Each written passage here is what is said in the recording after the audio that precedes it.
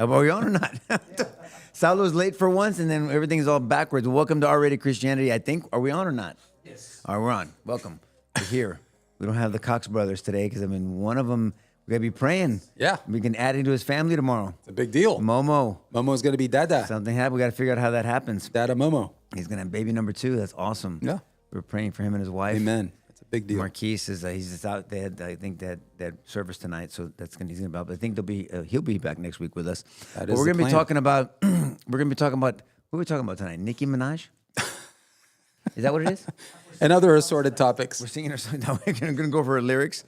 Welcome to R-Rated Christianity. This is an apologetics podcast. We have conversations about politics, about culture, about theological issues, ultimately defending the faith. Not that Christ needs us to defend him, but apologia is a word that says, can you give an answer? Can you defend why you're a Christian, why you believe Christian ethos or principles should govern, I guess, humanity and society, which I believe.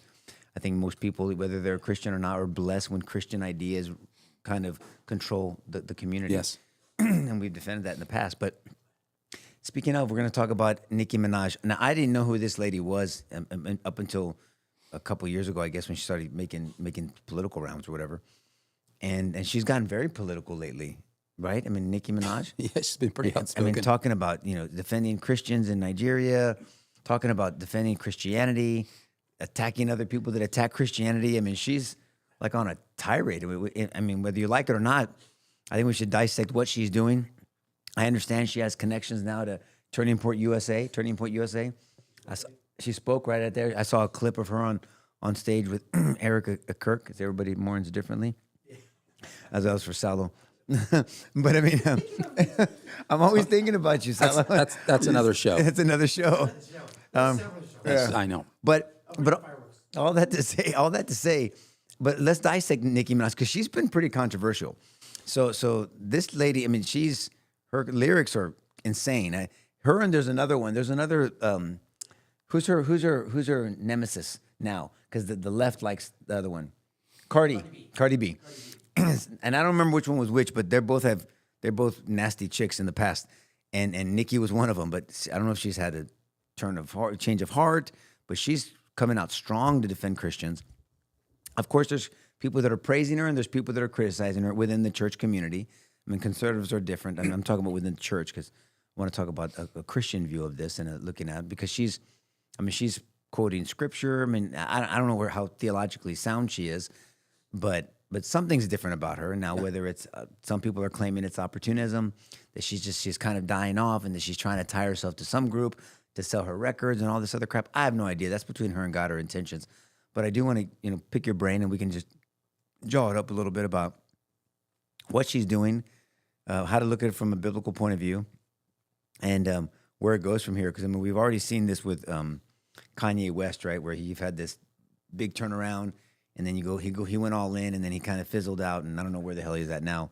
I don't keep up with that dude. But George, what's your thoughts? Since you're very much into the soul music and all this other stuff, I know you like Not hip really.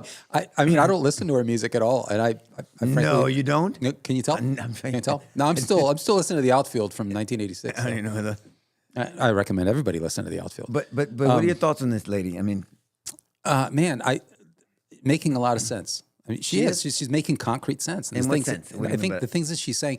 The question I ask is, forget her music and the entertainment personality and all that. Just set that aside. Okay. I just want to judge the woman on the basis of what's coming out of her mouth. And I was trying to find. I was scrolling here because I wanted to get as complete a picture of what she actually said in response. What was this all to the Grammys, right? Which was just an orgy fest. I mean, come on. happened Does at the anyone Grammys, really take these people seriously? I mean, why the does she have to the respond Grammys. to the Grammy? What's that? Why does she have to respond to the Grammys? Well, she didn't have to respond. She just chose I mean, to not respond. have to. I'm sorry, but Yeah. what happened at the Grammys that she need? That Well, she I felt mean, she needed? you had looking at her comments here. I mean, you got a bunch of rich entertainers, essentially in the music industry that basically come together to clap each other on the back. If you really look at the artistic output that these people pull out, and you look on social media, I mean, there's a huge gap between how wonderful they think they are and how wonderful everybody else thinks they are. Right. And so there's that. A good comedian would have lots of material there. And anyway, who was the guy that was Trevor Noah? who's probably the most unfunny guy out there, maybe compared to Steve Colbert. He's probably number 2, I think. Trevor Noah. Trevor Noah. This is, I mean, truly, this guy's, I think he's a classless, talentless guy. And I'm not the only guy who thinks that. I promise you. I have no idea what he was doing hosting that. Just on what exactly has he accomplished anywhere? I mean, this guy presided over, what was it? Comedy Central. Solly was the host of a show on Comedy Central. I know what you're talking about. Yep. What? Yeah, he was. Right, but he was a host. Was it on Comedy Central? I thought it was on okay, I'll have to look it up. What do I know? Anyway, what was The Daily Show? Because you threw me off and you said at night. I was like, wait, at night. So he was presided over The Daily Show, and under him, viewership dropped by like 75%. So adios. So I'm wondering what this guy has actually done, except that he hates Trump, and he never misses an opportunity to diss conservatives and Trump, and really everybody there at the Grammys. I mean, this was I love what she said, because a good clinical psychologist and could do a huge case study on what was going on there. I mean, you could see the word that she used, ritual, really piqued my interest. And I thought, wow, look how... Read her statement. So I'm going to read I didn't hear it, and I'm sure other people hadn't either. Yeah, I thought it was interesting. As they do their ritual tonight. Now, this is a response. She wasn't stirring the pot. Trevor Noah made some comment. Hey, where's Nicki Minaj? She didn't attend. Where's Nicki Minaj tonight? Maybe she's still at the Trump administration solving problems or something like that. He took a swipe at her. Took a swipe at her. And so she responded. She goes, as they do their ritual tonight, God Almighty will reveal himself to them. The ritual will backfire on them. God will not be mocked. Blessed is the mighty name of Jesus Christ. Wow. Every tongue that rises up against me in judgment shall be condemned and put to shame. Watch. So good for her, man. Come on, Nicki Minaj. Yeah, how to win? She's my new favorite, singer. How to win friends and influence people. And then she followed up. I think she said, "quote." This is the one that I think is interesting. Any Christian who votes Democrat again is a fool. She said on the same. This is after the Grammys. Yes, in the same stream of consciousness. She's coming out. Any Christian who votes. Any questions? And we didn't want to tape that clip here.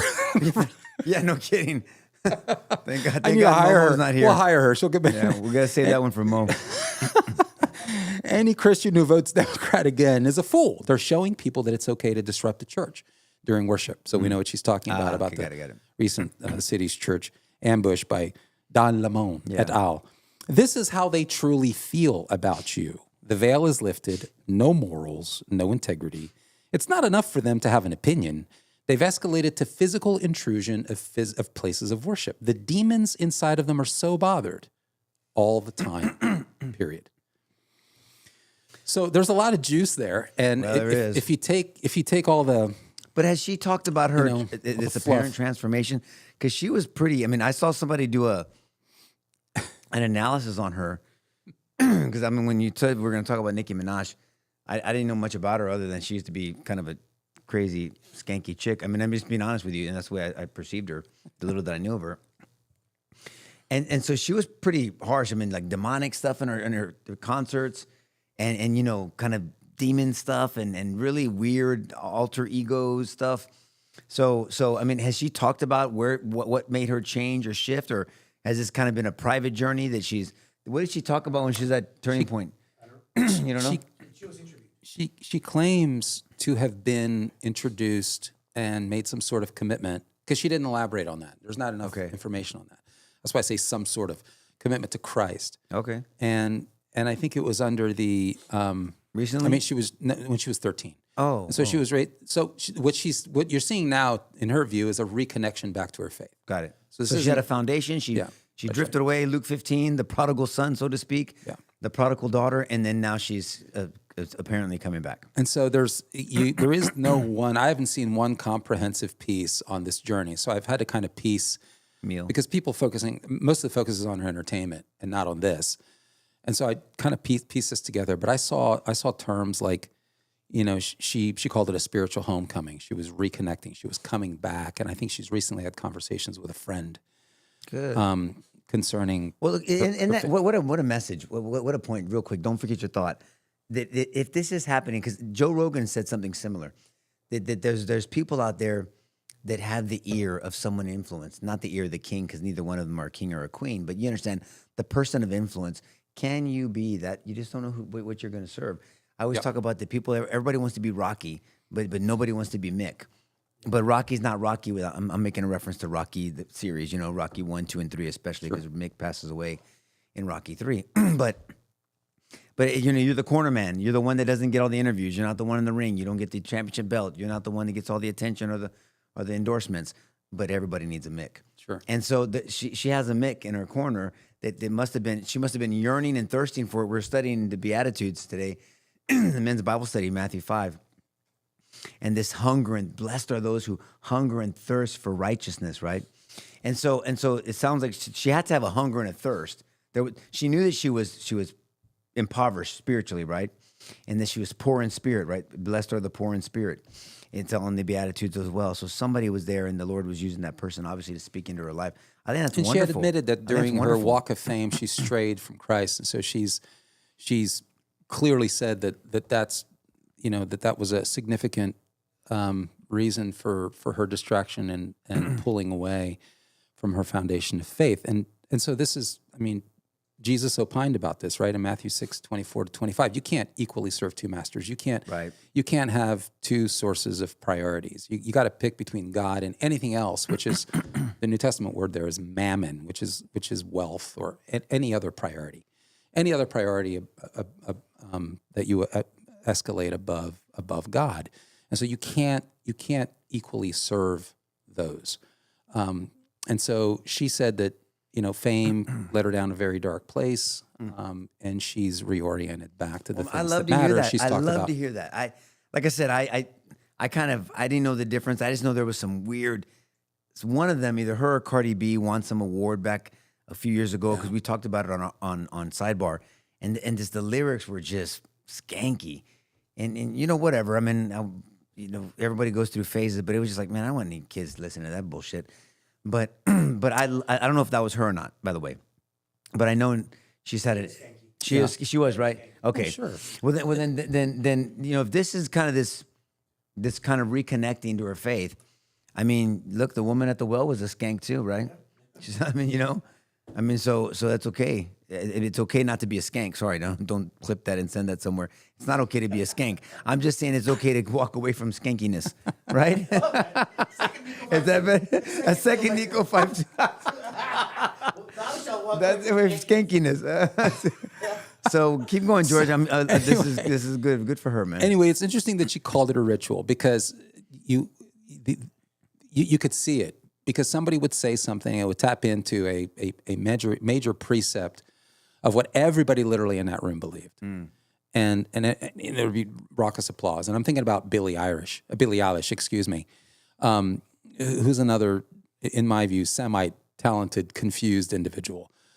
So I was trying to look up her name. She basically got up there and she said, no one's illegal on stolen land. Oh, right? I saw that clip. So this is all sort of building up. Did you see what they did to her after that? Someone researched her home. Sure. And then a tribe allegedly has come out and said, well, I guess we're waiting for you to turn over that mansion on your stolen land. And that's it. But that's the hypocrisy. That's exactly right. This is what they don't contend with. And I thought it was interesting because she got up there and so she said, there's no one is illegal on stolen land. And it's just really hard to know what to say and what to do right now. And I feel really hopeful in this room, and I feel like we just need to keep fighting and speaking up and keep protesting. And our voices really do matter, and the people matter. And F ICE, except she didn't say F. That's all I'm going to say. Sorry, thank you so much. And literally, you could literally see an ocean of applause. And it seemed to me the word ritual, because we know they're not serious. There's no serious thinking here. There's no. This is a tortured relationship with the facts. There is no stolen land. Anyone who understands American history knows that this wasn't about stealing. It was about conquest, but it also involved the transfer of land through negotiation. Yeah, that's right. There were purchases, and there were negotiations, and there were broken treaties, and there were broken arrangements on both sides, by the way. And ultimately, there was conquest because it was a war. It was a war of resources. And by the way, what happened here has happened literally on every single piece of land of every single continent. The indigenous people seem to overlook the Aztec and the Incas, killing each other and conquering each other because it's all indigenous over indigenous, I guess. The hypocrisy only goes so far. But that's why a Christian, a biblical worldview brings truth to a situation, and it should. And we call balls and strikes. Look, and what I love about the scriptures is it doesn't try to sterilize the facts. I mean, there's some wild shit in the Bible. I mean, you got to work really hard to make that book boring. And it's R-rated, and in some places X-rated. I was born in Central West Africa. Do you have any idea how much wild shit goes on in Central West Africa? But I'm just saying that the scriptures capture that. True. Not West Africa, where you can. I mean, civilizationally, but it captures the human condition, which is brokenness, and I love that because it doesn't try to sugarcoat it to make it a kumbaya book. I mean, this is a book of history, obviously, but of a journey of God talking to His creation and ushering in the gospel message, and so. I love it. I love the rawness of the scriptures. Go ahead, George. I didn't mean to cut you off on South Africa. That's right. And I was kind of just trying to engage with this notion because I've been hearing it a lot, and you see it a lot on social media, this notion of stolen land. And I know we're going to address this at some point in the future because it needs to be addressed. It's fallacious. It's mythical. Sure. So who exactly was it stolen from? Because it's an impossibility to literally go back to the original quote unquote possessors of the land. I mean, how do you do that? I honestly want to understand if people are listening and they can kind of instruct me. Just Salo, in terms of Mexico. I mean, okay, so what do? We take the entire Southwest, and technically we're not going to give it to Mexico. We're actually going to give it to whom? We're going to give it to Spain, right? I mean, ultimately, because before Mexico it was Spain, and before Spain it was the Aztecs. And then the Aztecs stole and plundered it from whoever was there before. Good luck finding out who they were, by the way. I don't think they had any particular singular distinction like that. Okay, so that's a negative. So you could literally do this in every region of the world. At some point, you got to step back and say, okay, what's the most reasonable thing to do? And let me tell you what the most reasonable thing to do. How about we just start with the current borders that we have right now? Because everybody on that stage, and I think Nicki Minaj, appreciates this, everybody on that stage has been enriched and has the opportunities that they have by the very land and the very nation that they hate. And so it's a weird kind of spirit of self-hatred that you saw. And it was a cultic ritual around self-hatred. And that's national suicide, folks. So if this actually went en masse, Nico, and it wasn't just confined to the grannies, and by the way, it isn't. This has been replete in the American educational system. And it's in churches. This spirit is in churches. It's in institutions. It's in national government. And we have a party who's made it a central piece of their platform. So I don't think this is casual. I don't think it's just foolish. She called it foolish. I think it's dangerous because it's rooted in a spirit of self-disgust. And so I think Christians ought to speak out against it and talk about the historical aspect of it and how it's absurd, what's being proposed, but also talk about the spiritual aspects. What's driving this? And it's a spirit of victimhood because they're up there saying that they're champions for the victims, which is why I thought it was hilarious when some tribe, an alleged tribe, stepped forward and said, well, that means your land, your mansion is on stolen land, so we're waiting. We're waiting for you to turn it over, looked it up and which will never happen. Yeah, that's good. I mean, so I'm just example after example. I was thinking about DeSantis in Florida because I spent a lot of time in Florida, and I did a lot of studying of the Seminole Indians. So maybe Ron DeSantis, because you always say play this out. So what should Ron DeSantis do? Issue an executive order to turn over the state of Florida, maybe with legislative support, to the Iroquois Indians. Great. To the Seminoles, who then are going to give it back to who? The Seminoles are whoever they stole, and they didn't take it from in a nice manner. People should know that historically, the greatest genocidal warlords in this land were the indigenous people. Yeah. They would slaughter and kill one another over and over and over again, long before the European settlers arrived to engage in their own conquest. So I agree. I mean, what are we going to do with this? And then go to Europe and then do the same exercise. I mean, that's why do you think people from Lebanon and Italy, you can either be dark haired from Lebanon or light haired and light complexion. Same in Mexico, same in Italy, same in in different areas because there's been conquest and conquering over time. Sure. I mean, that's why you're full-blooded Lebanese. There's no way you're full-blooded Italian. Why do you guys look so different? Well, because the country's been conquered many times over. Sure. And I'm not endorsing it. I'm just saying it's just a reality. So to have this selective outrage, I see what you're saying. Number one, it doesn't show a biblically mind because we are truth seekers, right? We should be truth seekers and peace makers, as Scripture says in Matthew 5. Back to the Beatitudes again, not peacekeepers. Yeah. Yeah. No, I think Nicki Minaj. I mean, she's caught my attention lately because of her bold stances on things. I mean, she's taken some criticism on whether it's because to help her career. I don't know. Some of the things she said, she's put some thought into it. I mean, it's not that she just pulled some of the stuff out of her ass. I mean, she's put some thought into it, and it's theologically sound. Some of the things I've read. But I thought she was tapping into a worldview because she was talking about a ritual. It was a group of people that shared automatically a certain proposition. And when Billie Eilish, by the way, what's her full name? It's a weird name. Is it Billie Eilish Pirate? Pirate's their actual name, something. O'Connell, Billie Eilish Pirate O'Connell. So anyway, interesting. Okay, so anyway, strange bird. You're saying she's a good singer? Very good. Okay, very good. Yeah, man, I don't know anything about Billie Eilish, but I know what she said. And so tortured relationship with the facts, but it didn't matter. It didn't matter because she said the right things to a lot of people, and they all automatically said amen. And it was weird. So there's a group of people who really don't care what the facts is. It's just literally what everybody thinks. And so you saw this. That's what I'm saying. A clinical psychologist would have a field day. You saw some interesting psychological phenomena there. So what you saw was a cultic ritual. And I think Nicki Minaj tapped into a worldview that seems to unify a significant group of people in the United States where facts don't matter. I saw cognitive dissonance there. I mean, seriously, cognitive dissonance is where you have this intense, like emotional and psychological investment in a particular view of things, regardless of the evidence. And you double down on it so that you can kind of compensate with this contradiction. Like, there's no evidence. You know that the facts are not on your side, but you're invested in it.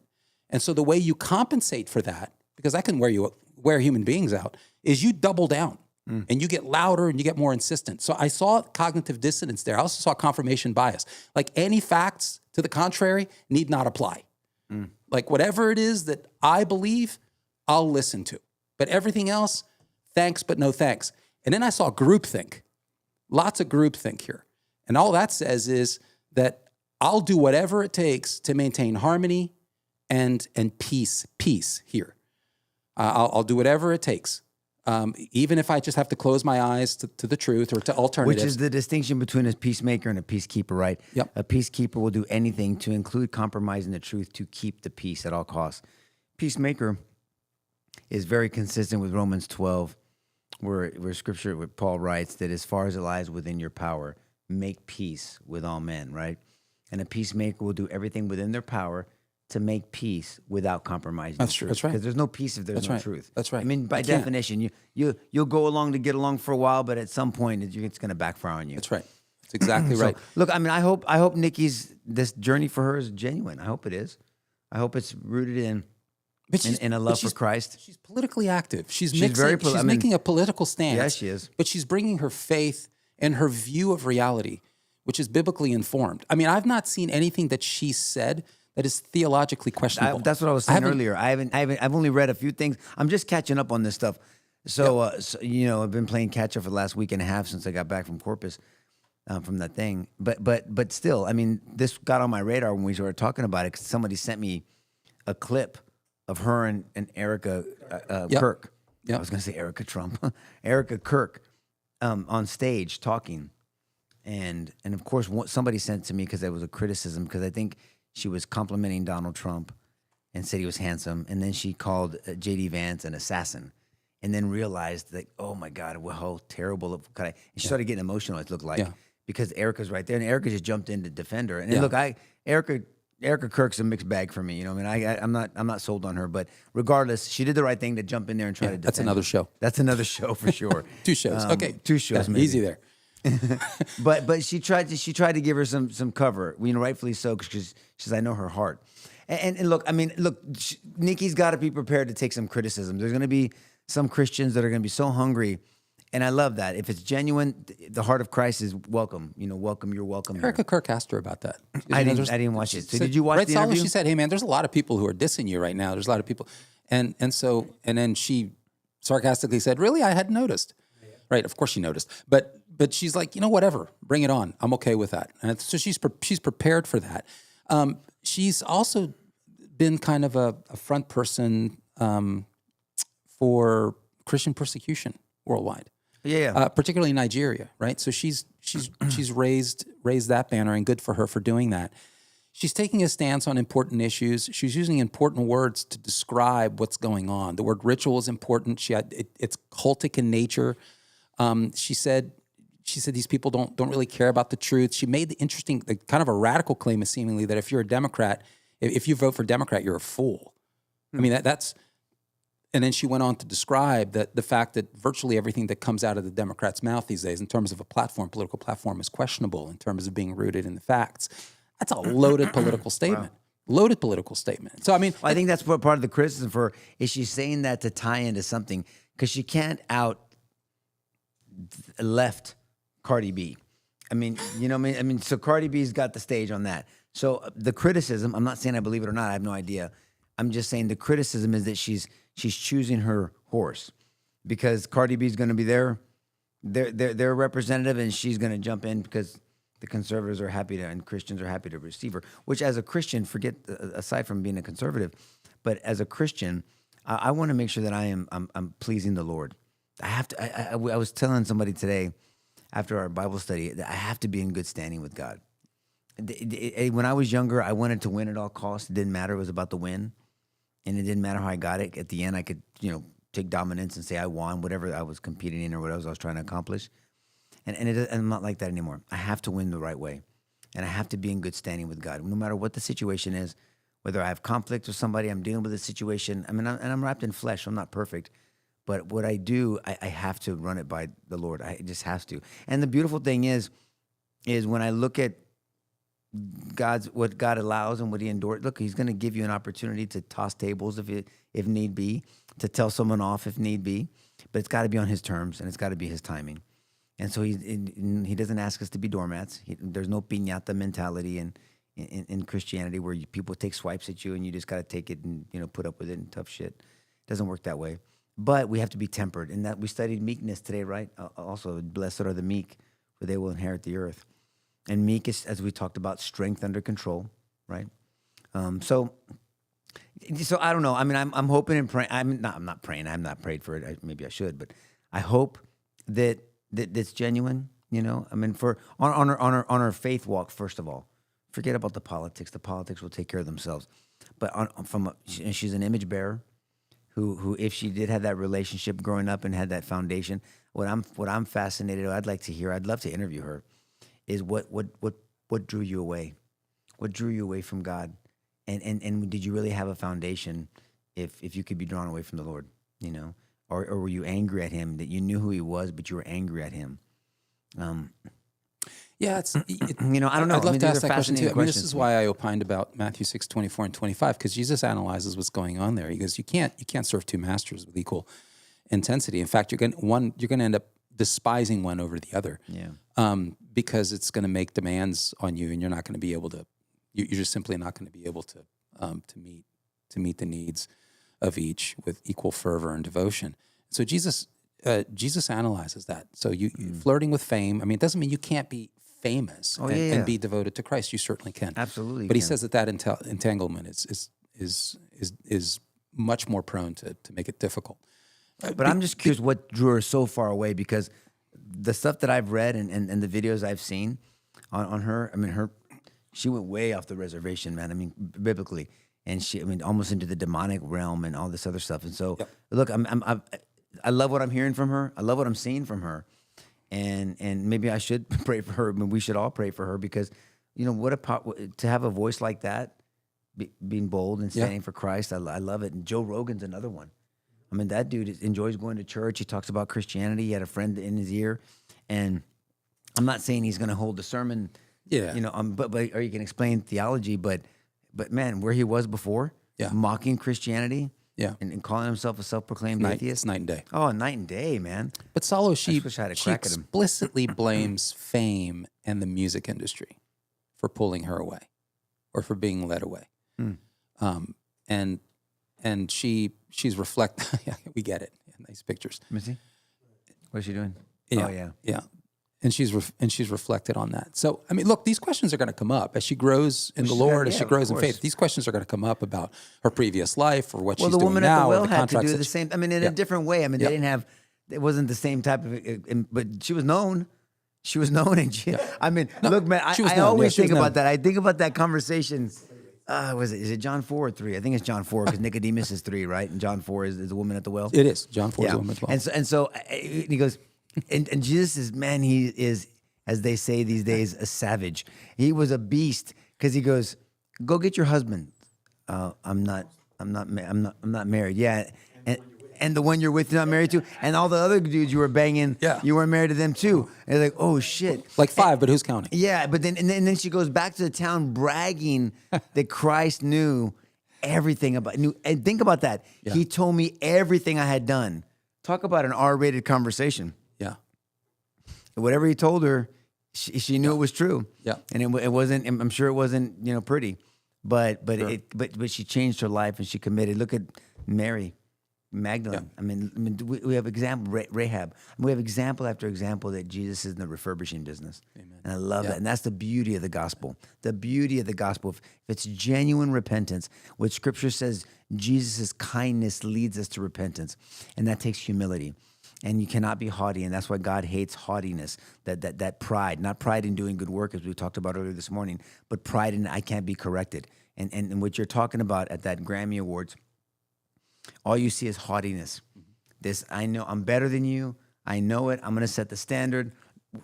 Couched in hypocrisy, which Matthew 7 talks about, hypocrisy.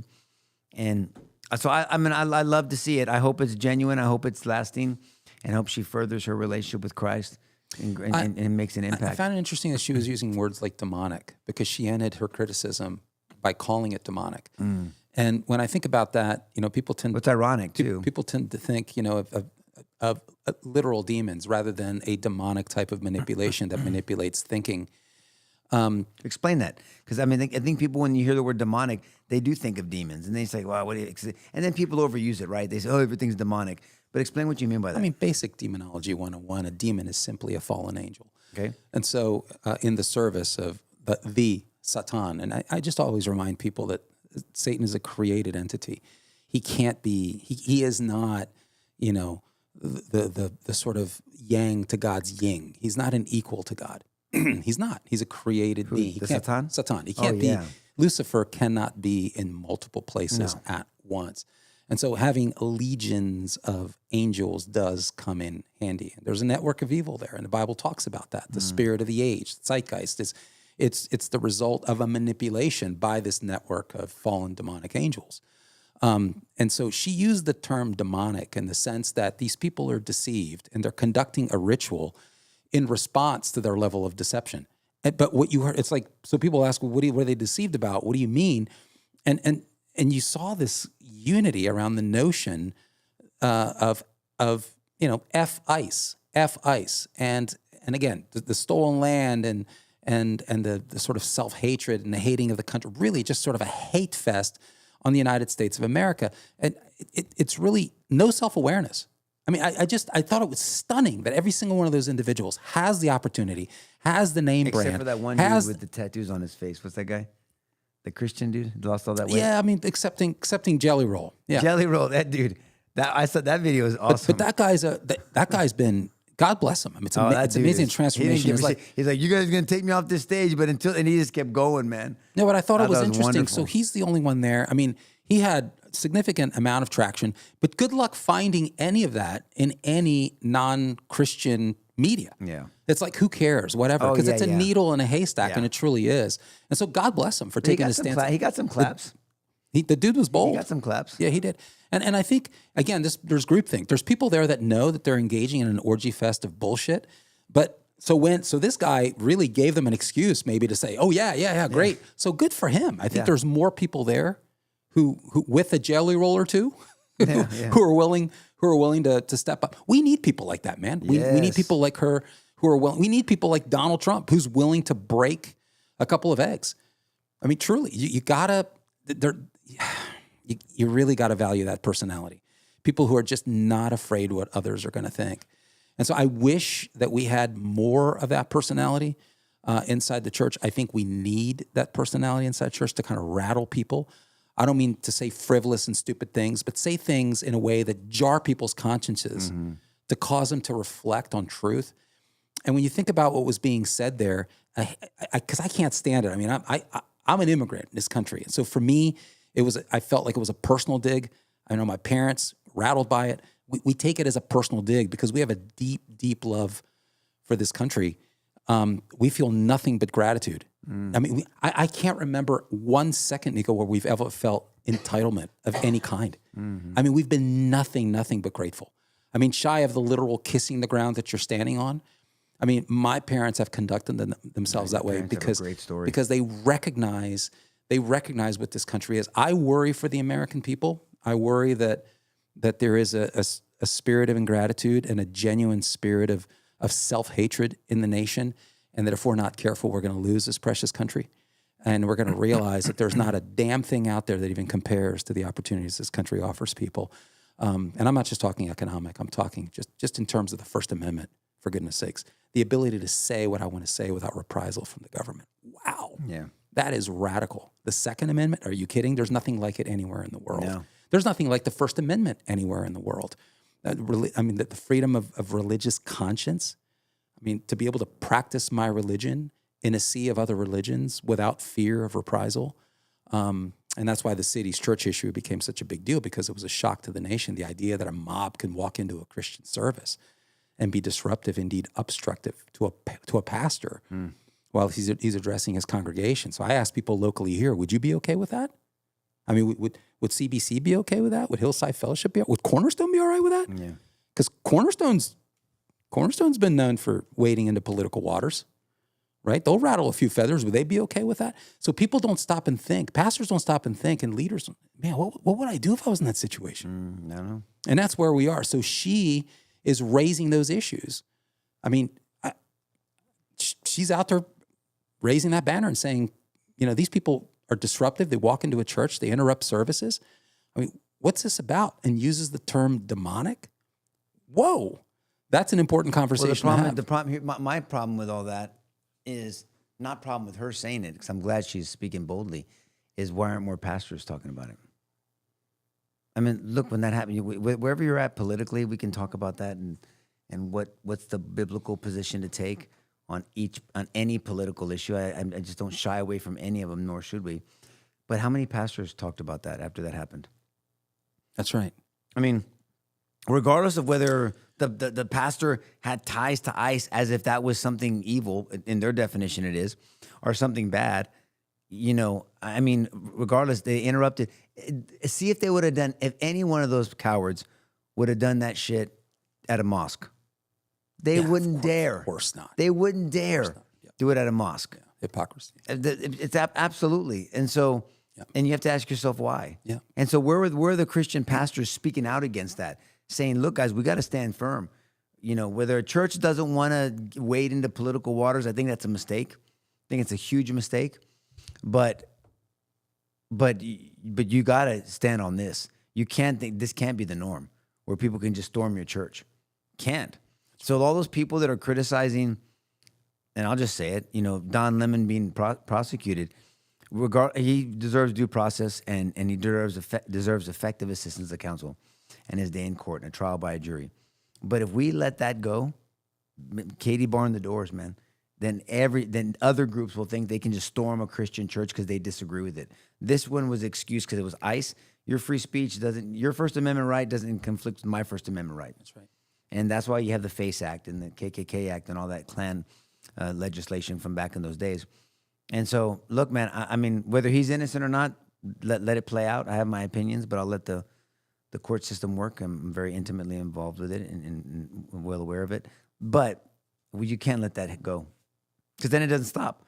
Then you better not bitch when it happens to the mosque or any other or the Pride Parade or anywhere else because it's all under the same. Yeah, but long before they showed up, they bought into a set of ideas and a narrative that the people at Storm City's church, the people who were at Grammys saying what they were saying about ICE and saying, I mean, please play it out. What they really were saying was, hey, we don't really want any borders. We want everybody to literally be able to come here and be here, which is an impossibility if you think about it. Well, how does that even work? Here's my deal. I'll be open-minded to exploring that is if you open your doors and let all the immigrants and homeless people in your house. Let me see your house filled, your backyard filled with tents, and then your refrigerator being emptied because your feet and your shit are being clogged up because they're just dropping bombs in there.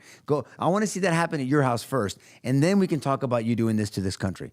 Yeah, because communists think that they should be exempted. I mean this seriously. Communists philosophically think they would never say it, but that's ultimately what happens when these regimes actually escalate to power, and that's why you have a small oligarchy. There's always because they say we're going to banish the government. You know, it's literally a community-based, people taking care of each other, except there's a special caveat for them. They believe that they should be exempted, and the reason they should be exempted is because they're the ones leading the charge. They're doing you a favor. Right. They're making this fight possible. And because of their voice, we're going to lend our voice. I'm giving you my voice, so I should be able to keep my mansion. I mean, there's got to be a caveat. See, that's fair and equitable for them. And it's obviously hypocritical, truly. Like, who the hell are you?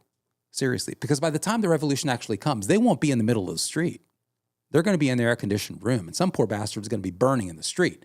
So at the end of the day, it's the revolutionary who seals the victory, not them. Right. But they lent their voice, right? And so the hypocrisy and the insanity is just through the roof. But what is the implication?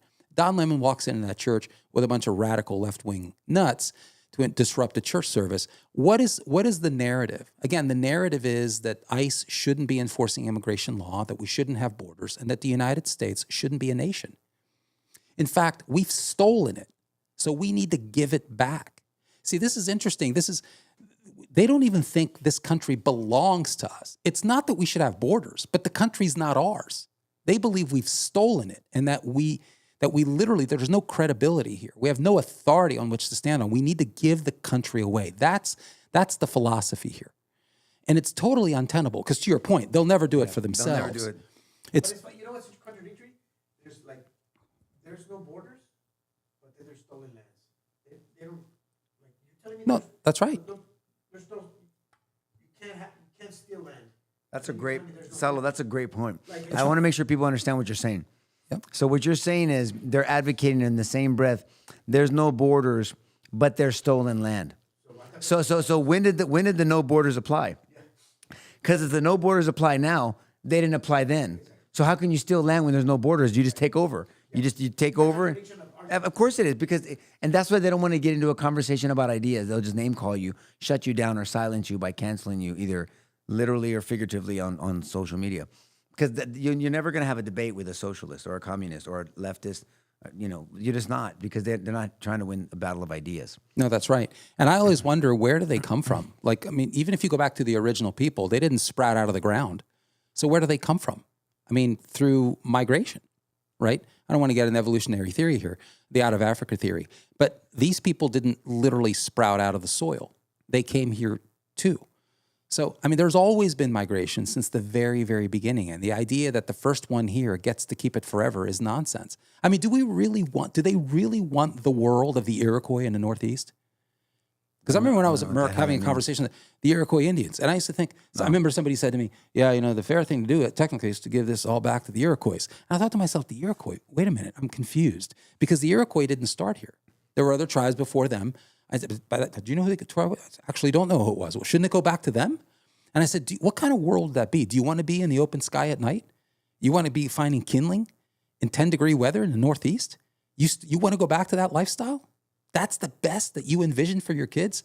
And I remember saying to him, hey, not all conquests are bad. Here's the deal. It was a war over resources. The Native Americans lost. They came in number 2, and I'm glad they lost. That's how it works. I mean, I want a conquest that results in the greatest amount of human flourishing possible. And the United States of America ultimately is about that. I mean, truly, why is that radical? Every single continent has that story. Every single region has that story. True. So what is the alternative? Do you want to go back to that? I mean, because the average Native American, the philosophy was that they were part of an animistic biological cycle. They literally thought that they were part of nature. That worldview didn't separate them into special God-endowed beings with God's spirit. They were literally no different than nature. In fact, many of them thought that they were basically another manifestation of an animal spirit. That's what you want to go back to? I mean, they were here for hundreds of years. Exactly what major developments can we point back to? Would you want your kids to live in that type of culture? People don't think through the implications of what they're asking for. No, yeah, of course they don't. And so I'm glad that Nicki Minaj is using words like foolish, because it gets us to talk about, why is this foolish? Why is this unwise? So good for her, man. Salo, give me to interview her, man. Do your magic. I want to interview her. I'd love to interview her and ask her some good questions. Love to understand the journey. But you said something. I want to make sure. You said it in passing, and people might have said, "What the hell?" It's okay. I know. You said conquest. Go ahead. Evolution and out of Africa theory. So, and I know you because I understand. I've advocated with you for years and taught with you for years. You do not believe in evolution. Not because God can't use evolution, because there's no evidence of it, and God's a God of truth, and He didn't use evolution because there's no evidence of it. So the out of Africa theory is just a theory that substantiates all of humanity originating from one region and actually two people. Right? Yeah. So I want to make sure people knew that, because you said it in passing, and it's like, what's the out of Africa theory? And he mentioned evolution, so he believes in evolution. I just want to make sure nobody misunderstood. There are two theories in evolution for the widespread migration of humanity from a regional few. The biblical story, which I hold to, which I think is sound. And the more we learn from molecular clock analysis, which is a way to study sort of genetic relationships between human populations, the more it actually seems to converge towards the biblical narrative. That number seems to be getting smaller and smaller and smaller. I wouldn't be surprised at some point we're going to get to two people. Okay, but the where there's agreement between the biblical narrative and the out of Africa theory, which simply says that all of humanity ultimately began from a regional few in the African kind of Middle Eastern basin. And so obviously we would agree with that. Yeah. Okay? Because that's where the biblical narrative begins in the ancient Near East. So that's where there's agreement. There's a perfect handshake there. The disagreement has been sometimes on the timing and where those human beings came from, because obviously there's a belief in the universal ancestor, common ancestor, which we disagree with. We believe that God literally created human beings. Yeah, we didn't come from the Neanderthal, and there was no sort of incremental addition of biological features, between over millions and millions of years, from bipeds that ultimately evolved into a Homo sapiens sapiens. We don't believe that. God simply created modern humans, and there was no evolutionary thread connecting them. So that's a significant departure. But in terms of where humanity is believed to have begun, there's agreement, and that's great. And so I'm excited about the more and more discovery. So when I say the out of Africa theory, I'm saying all of humanity came from there and eventually migrated northward into what is now Europe. And that is absolutely inarguable. Well, we should save this for, because we can't do this the last 4 or 5 minutes of the podcast. But there's a discussion, because I remember over the years I've asked you about Norwegians and Aborigines and all the different pigmentations we have, and the you're getting into the various features. You're right. When you're talking about Asian persons, for instance, where do those features come? Because that didn't happen overnight. Well, that's true, but a lot of time has passed. What I disagree with is that you need literally all of this incalculable time for those phenotypes, those phenotypic differences, those visible features to occur over time, and for genetic changes to happen over time. You need a lot of time. You just don't need an infinite amount of time. And so all of this to say that I asked the question, where do these individuals come from that eventually ended up in North America? Through migration. That's a fact. And so ultimately you got to go back to human migration patterns, going into Europe, going into Asia. There were I don't want to get into that right now. Yeah, I was going to say there were Turanian. I was looking at your eyeballs. You're like, this dude's going through the encyclopedia in his head, and I'm like, shit. stop this guy. But we have to do a whole show on it. We got to talk about this. And you and I, we will. yeah, because I think it's exciting when you get into it to see the agreement. Oh, to see the it alignment really is. I love talking about it now. with the biblical And record. I want to learn more. I mean, I definitely don't claim to be an expert. Okay, in it. bottom line, it was all migration. That's all I'm trying to say. Yeah, yeah. It was all migration. And then migration begot migration, which begot migration. So And then we have literally Nicki the original Minaj. owners, seriously, you want to go there? The original owners? I mean, they're not even around. You want to go back to the what Yeah. exactly? Well, look, that's a whole. I agree with you. Look, the bottom line is Nicki Minaj, Yep. positive, net, negative. Man, she's got 2 thumbs up from me. Wow, Georgia Rougeau, 2 good for thumbs her. up. Wow, no kidding, man. You're gonna sing her lyrics? That's awesome. Hey, man, Salo's looking at me like, yeah, I know the pictures from 2 or 3 years ago. I get it. Which ones? Okay. This is not an endorsement of her wardrobe or lack thereof a few Amen. years ago. Or even some of the lyrics. I'm talking about what she's been saying recently about her faith and about its implications in the political sphere. Good for All her. right. Anybody have any tickets to the next Nicki Minaj concert? George wants them. He'll buy top dollar. He'll pay top dollar for that. Salo will go with him. Salo go see Erica Kirk. He goes to see Nicki We walk Minaj. into And worship. we're Maybe good. she's leading worship. She's leading worship locally anywhere. All right, guys. We're good. Next week, hopefully, we have Pastor Marquise back. We'll bust his balls a little bit and talk about something it's City's controversial. And Momo, well, we pray for Momo. Pray for him and Yes. his beautiful wife.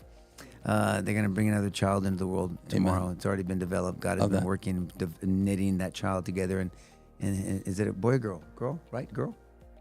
I don't know. But I don't know. Actually, I think it's a girl. Is it? And I think Mom this is is the third time I said I don't know. And if he was here, he'd be like, man, what is wrong with You you? don't remember? You don't forget anything else, but you forget my kid. What a dick! All right, all right, guys. What a way to end the show. No kidding. George's a dick. All right, guys. Have a blessed week. Thanks for joining us. Bye bye.